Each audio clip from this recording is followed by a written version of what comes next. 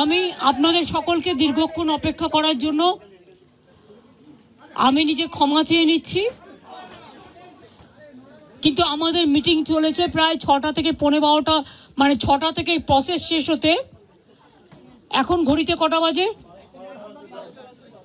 12টা বাজে 10 মিনিট বাকি। Just 5 minute আগে আমাদের জুনিয়র ডাক্তারদের টিমটা বেরিয়ে গেল। ওনাদের পক্ষ থেকে 42 জন সাইন করেছেন। এখানে আপনারা দেখতে পাচ্ছেন মনোজ পন্ত আমাদের পক্ষ থেকে chief secretary, government of West বেঙ্গলের পক্ষ থেকে মিনিটসে সই করেছেন, এবং ডাক্তারদের পক্ষ থেকে, জুনিয়র ডাক্তারদের পক্ষ থেকে 42 জনের প্রত্যেকেই তারা তাদের সিগনেচার করেছেন। এবং আমরা উভয় পক্ষই খুশি যে আমরা এতক্ষণ ধরে বিস্তারিত আলোচনা করতে পারলাম বলে। তারাও অনেক ইস্যু রেজ করেছেন, আমরাও আমাদের যা কমেন্টস আমরাও যতটা পেরেছি, ওদের বক্তব্যটা ওরা রাখতে চেয়েছিল আমরা সেটা রাখতে দিয়েছি, এবং আমরা আমাদের বক্তব্য যেটা বড়দের সবসময় সৌজন্যটা একটু বেশি করতে হয়, তাই আমাদের বক্তব্য আমরা চেষ্টা করেছি ওদের গুরুত্ব দিয়েই করবার। আপনারা জানেন সিবিআই যে কেসটা তদন্ত করছেন, অভয়া পরিবারকে, অভয়ার উদ্দেশ্যে শ্রদ্ধা জ্ঞাপন করে মিটিংটা আমি শুরু করেছি পরিবারকে সমবেদনা জানিয়ে। এবং ওদের যে 5টা ডিমান্ড ছিল তার মধ্যে ফার্স্ট ডিমান্ড তো ইনভেস্টিগেশন সিবিআই, ওটা তো অলরেডি সিবিআই করছে এবং সুপ্রিম কোর্ট মনিটরিং করছে, ওটা নিয়ে তো আমাদের হাতে নেই।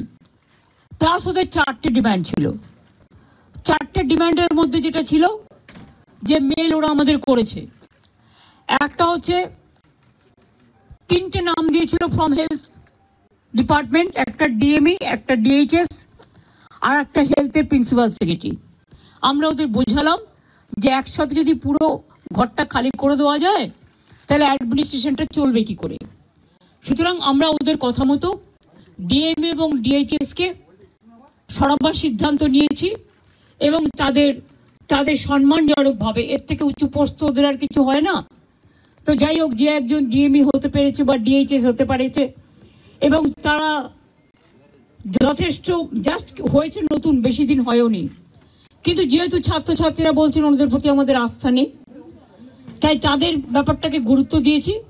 বাট এটাও ঠিক, আমি কিন্তু ডিএমইকে বা ডিএইচএসকে আমরা কাউকে অসম্মান করিনি, কিন্তু ওদের বিরুদ্ধে যেহেতু চিকিৎসকদের ক্ষোভ আছে এবং তাই ওদের দাবি মেনে নিয়ে আমরা বলেছি এই দুজনকে সরানোর সিদ্ধান্ত আমরা নিয়েছি। 3 নম্বর হচ্ছে ওদের যেটা ডিমান্ড ছিল 4 নম্বর, 3টের মধ্যে 2টো করলাম। আর 4 নম্বর ডিমান্ড যেটা ছিল সিপি বিনীত গোয়েলকে সরিয়ে দেওয়ার জন্য।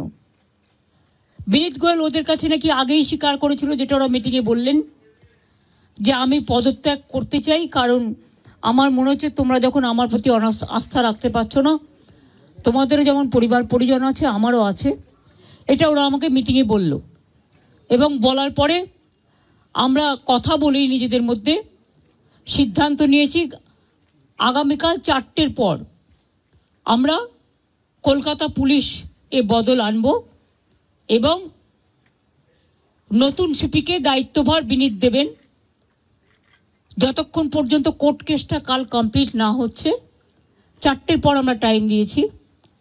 সেক্ষেত্রে নতুন সিপি এবং আরও কিছু পুলিশের রদবদল হবে, সেটা চিফ সেক্রেটারি কালকে নোটিফাইড করে দেবেন আফটার 4 o'clock।